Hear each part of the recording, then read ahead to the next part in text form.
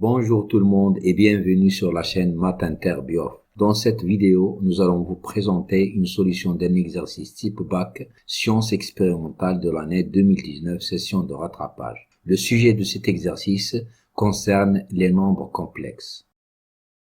L'exercice de bac 2019, session de rattrapage sur les nombres complexes est composé de 4 questions. Dans la première question, on nous demande d'une part de résoudre une équation de second degré et d'autre part de déterminer l'écriture trigonométrique d'un nombre complexe petit a donné. Dans la deuxième question, on nous demande de démontrer qu'un nombre complexe petit b vérifie la relation b carré égale à i. Dans la troisième question, on nous demande de démontrer qu'un nombre complexe petit h donné sous la forme trigonométrique vérifie la relation h puissance 4 plus 1 est égal à petit a. Dans la quatrième question, on considère une rotation R et on nous demande d'une part d'établir une relation entre les affixes d'un point et de son image par la rotation R et d'autre part de déterminer la nature d'un triangle.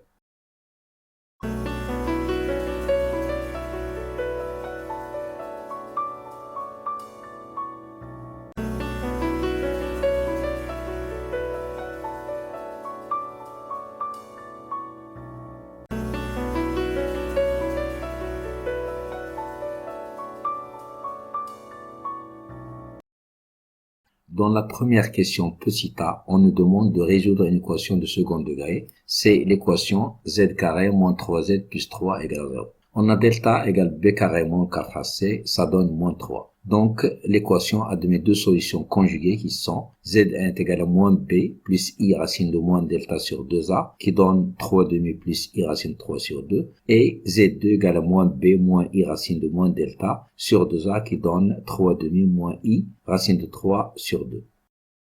Dans la question petit b, on doit déterminer la forme trigonométrique d'un nombre complexe petit a. Petit a égale 3 demi plus i racine 3 sur 2. Donc le module de a égale racine de 3 demi le tout au carré plus racine de 3 sur 2 le tout au carré, ça donne racine de 3. Maintenant, factorisons par ce nombre racine de 3. On trouve a égale racine de 3 facteur de racine de 3 sur 2 plus i fois 1 demi. On remarque ici que racine de 3 sur 2 c'est le cosinus de pi sur 6 et le 1 demi c'est le sinus de pi sur 6. D'où la forme trigonométrique du nombre complexe a qui est racine de 3 facteur de cosinus pi sur 6 plus i sinus pi sur 6.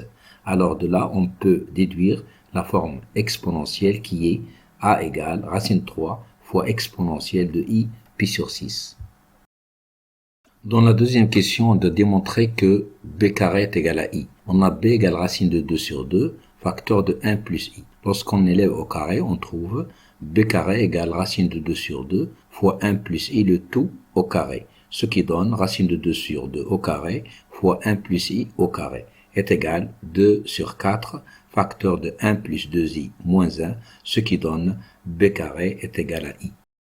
Dans la troisième question, on doit démontrer que h puissance 4 plus 1 est égal à petit a. On a petit h est égal cos pi sur 12 plus i sinus pi sur 12 est égal exponentielle de i pi sur 12. D'où h puissance 4 est égal exponentielle de i pi sur 12, le tout puissance 4, égale exponentielle de i pi sur 12 fois 4 est égal exponentielle de i pi sur 3, ce qui donne cos pi sur 3 plus i sinus pi sur 3, qui donne aussi 1 demi plus i racine de 3 sur 2. Donc, h puissance 4 plus 1 est égal à 1 demi plus i racine de 3 sur 2 plus 1, ce qui donne à la fin 3 demi plus i racine de 3 sur 2, qui est égal à petit a.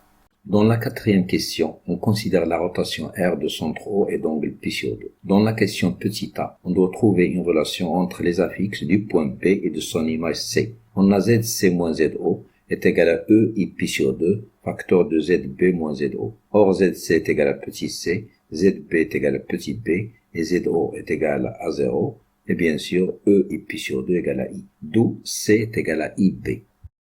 Dans la question petit b, on nous demande de déterminer la nature du triangle OBC. À partir de la relation précédente C est égal à IB, on peut écrire C sur B est égal à I est égal exponentielle I pi sur 2.